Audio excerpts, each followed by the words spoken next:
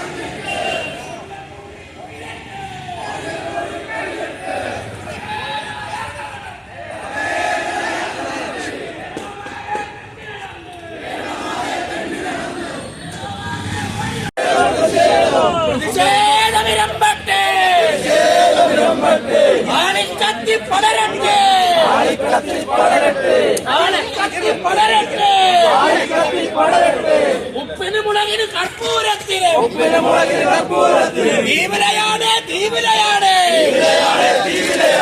തീവലയാണ്. ആരാടായി ജിയാറന് ആരാടായി ജിയാറന് അഴിമതി വീര ജിയാറന്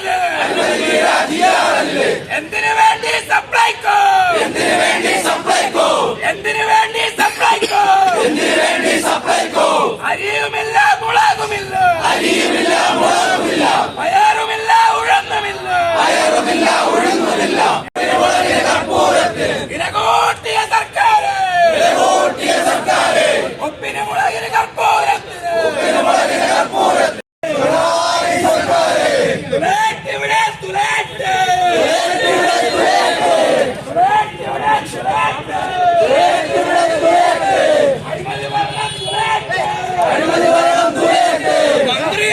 മന്ത്രിയുണ്ട്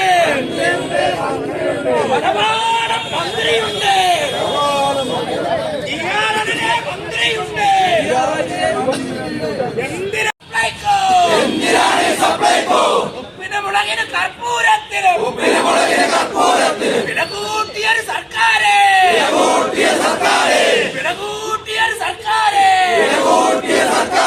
നികുതിയുടെ പേര് പറഞ്ഞ് പാവങ്ങളെ പിഴിഞ്ഞിട്ട് തൂത്തടിക്കോ. ഉപ്പിന് മുളകിന് തീവ്രയാണ് ഉപ്പിന് മുളകിന് കർപ്പൂരത്തിന് വില കൂട്ടിയൊരു സർക്കാരെ വളരെ ധാർമ്മികമായ ഒരു വിഷയം ഏറ്റെടുത്തുകൊണ്ടാണ് കോൺഗ്രസ് മുന്നോട്ട് വന്നത്. നമുക്കെല്ലാവർക്കും അറിയാവുന്നതുപോലെ തന്നെ എൻ്റെ പിന്നിൽ നമ്മളൊരു ബോർഡ് സ്ഥാപിച്ചിരിക്കുകയാണ്.